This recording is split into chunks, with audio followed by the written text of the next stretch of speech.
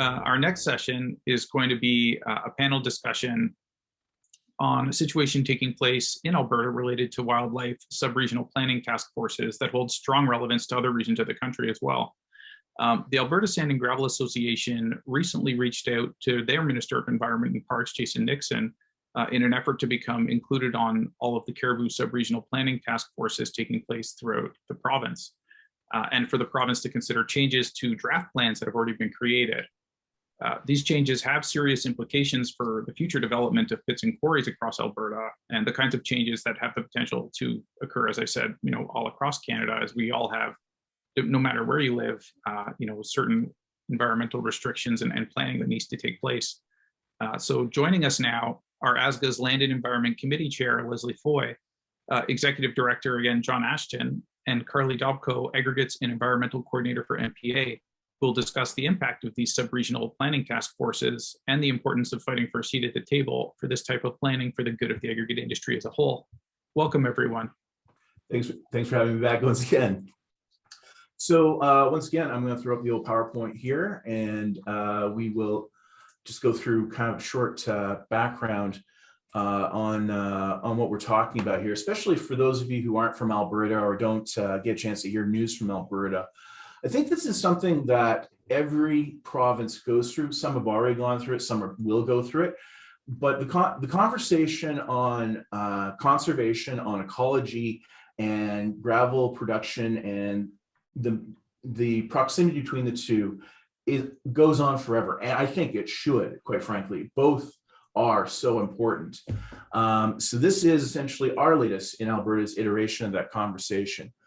So it all starts with caribou.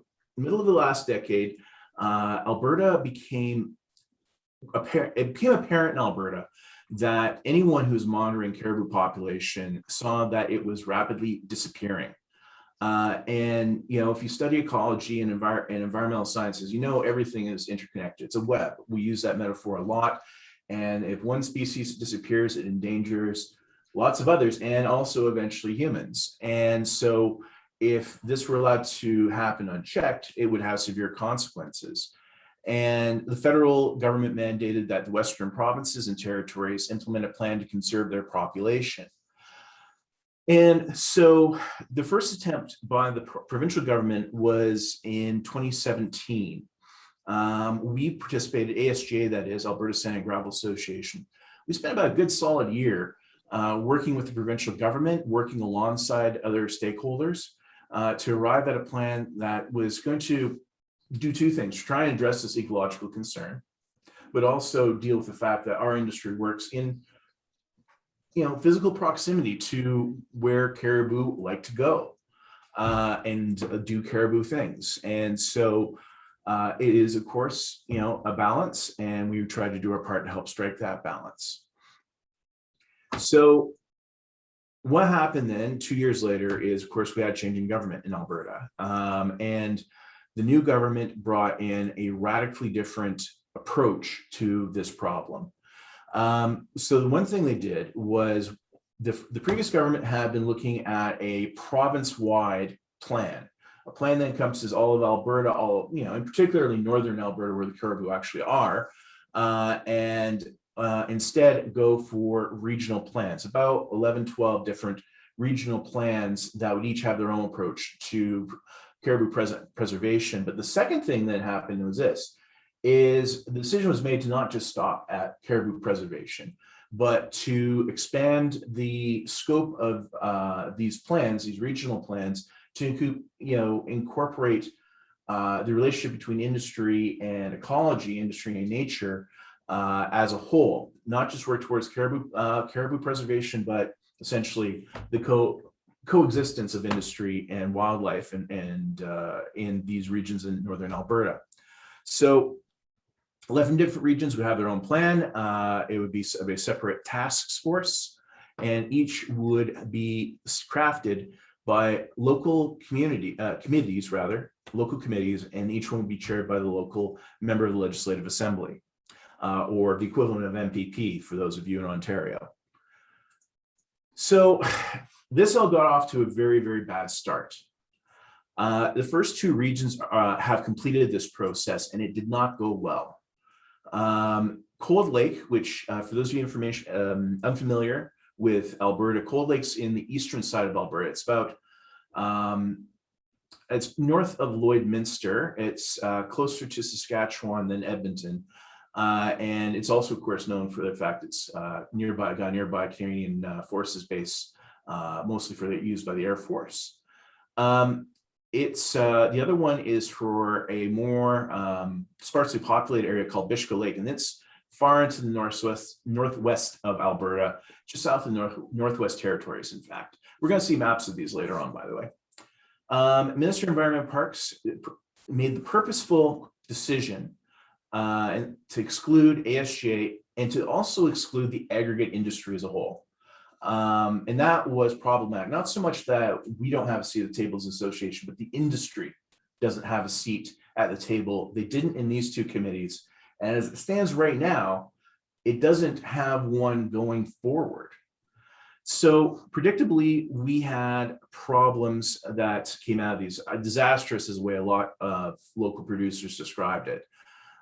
You see the list there, limitations on the length of access to aggregates from long-term roads, 250 meter buffer, sizing restrictions on operations and the footprint that they can have at any given time, and some aggressive reclamation targets, which is not necessarily an issue in itself, but again, if when you don't have the reclaimer at the table, setting targets for them is problematic.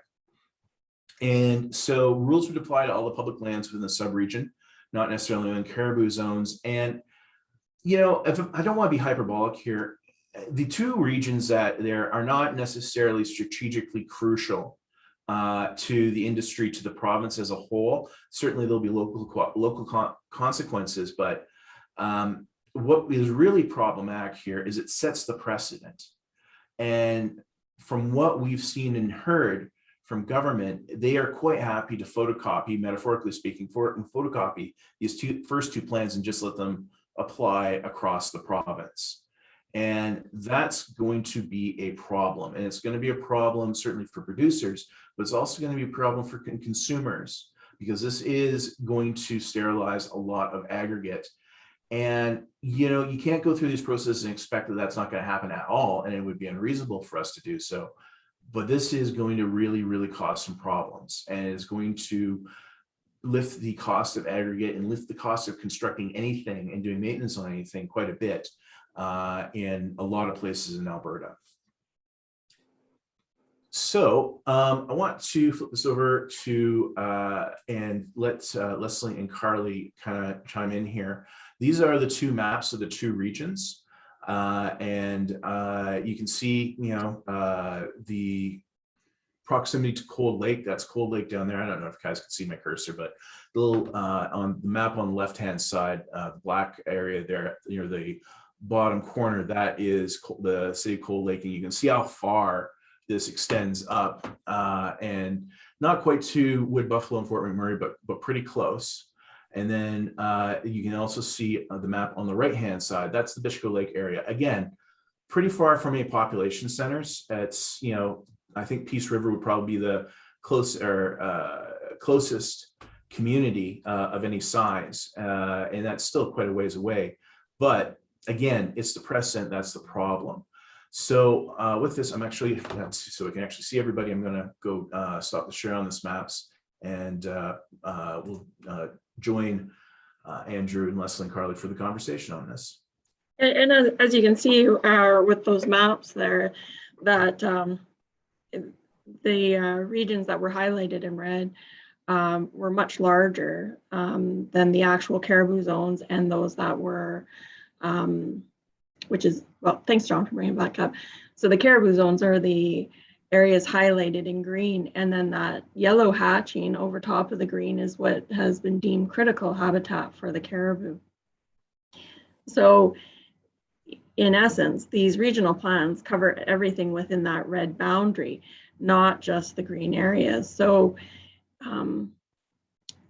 the attempt to conserve and protect the caribou habitat, while a great effort, these stricter restrictions are going to be applied to areas where there are no caribou, and so it's unclear to us essentially what the end target is by applying rules for caribou in other areas where caribou don't tend to go. So. Yeah, it's unclear, especially too. We have clarity if we actually sat on those committees. And the next spot up is what's called Wandering River, but you guys know it better as Wood Buffalo or Fort McMurray and the surrounding environs. We didn't technically get a seat on that committee either, and it's just starting up right now. Actually, the MLA that represented the area just resigned to successfully run for member of parliament. So I'm not so unsure where it's going to get started sooner rather than later. We wound up getting an aggregate company on that particular committee, not by virtue of the fact that they are an aggregate committee or their membership in ASJ, but they're also members of the Alberta Chamber of Commerce, and essentially got a seat under those auspices, which, I mean, it's good enough for going on with, but it's problematic that these plans are going to get made without the aggregate industry. And that's just one region out of, I think, what, there's 8, 9 left to go. This is a problem. Yeah, and we're pushing hard for that Burland subregion, as there's rumors that there's a seat opening up, and hopefully Carly will get to sit on there, but we're not, it hasn't been confirmed yet. So. Maybe before we turn it back to Andrew for questions, Carly, can you talk about what's next, the region, the committee that you're trying to get on, and what's at stake there? I actually haven't heard too much about that committee other than that there might be a seat opening up. And like you said earlier, it's alarming that these plans are being introduced in these areas that are not too valuable to the aggregate industry and could be used as templates. The discussions that I've been involved in, the team from the DOA has kept saying that each plan will be different and it'll be different for each region, but that's almost more alarming thinking about what more restrictions they could bring in these other areas that have more environmental implications. GOA being Alberta's government of Alberta. Yes. All right. Well, why don't we throw it over to Andrew, and we'll take questions from the audience if there are any. Sure. I have a couple here, John. The first one, I know you're talking about the significant impact this could have. But if these initial plans, if the first two that were created were approved as is and copied, as you mentioned, for all the other regional plans, what level of potential disruption do you see this having for the aggregate industry now and in the future, 10, 20, or 30 years from now? I'll let the experts talk on this. Carly, you represent a producer, and Leslie, you're a consultant to a lot of them. Maybe between the two of you guys want to talk about what you would think would happen to your company or your clients. Sure. Definitely it makes planning more difficult. Planning in aggregate pit can take up to a decade, and adding these extra steps with a government that has promised us to reduce red tape is very frustrating. I believe it. Yeah, and some of the proposed, the originally proposed requirements, there are limitations such as sizing, where they were going to limit the size at 9 hectares per an operation. Like our thoughts would be that they was going to originally have more disturbance on the landscape and more kind of segregation or of the landscape, which is probably not what they intended. However, though, within these two plans that are proposed, that has been removed, but we're not too sure that it hasn't been confirmed. We've been told that they are proposing to remove restrictions such as a 9 hectare maximum disturbance, but there's no guarantee. So these limitations will definitely just restrict accessibility to the aggregate and the market. Increase costs, like John said, increase planning, and potentially just create more disturbance in the long term. Definitely a step in the wrong direction, I would say, for sure. The government of Alberta keeps telling us they're going to reduce red tape and they're going to make things more consistent. Right now, planning and permitting pits in different areas of Alberta is, in my opinion, very inconsistent between the different employees of the government of Alberta who are reviewing those plans. And then to add these plans that are supposed to be tailored to each area, but then we're not sure what's exactly going to happen. Are they going to be made as templates, these ones that we've gone through already? And then I also have a concern for the smaller operators that we work with, who don't have the same resources to be involved in these processes, who likely don't have any idea that this is happening other than rumors coming from their counterparts. That is a big concern. I was wondering, so I know that ASGA has sent letters to the MLA, Jason Nixon, about this. Are the regional governments and municipal governments, are they fully aware of the impact this could have to both the industry and how it could impact their ability to build new infrastructure and repair and maintain existing infrastructure with a reasonable budget? I'm just curious, and if not, I mean, are they a strong source to go to and educate about this so they can go to the MLA as well and push back? It's a good question.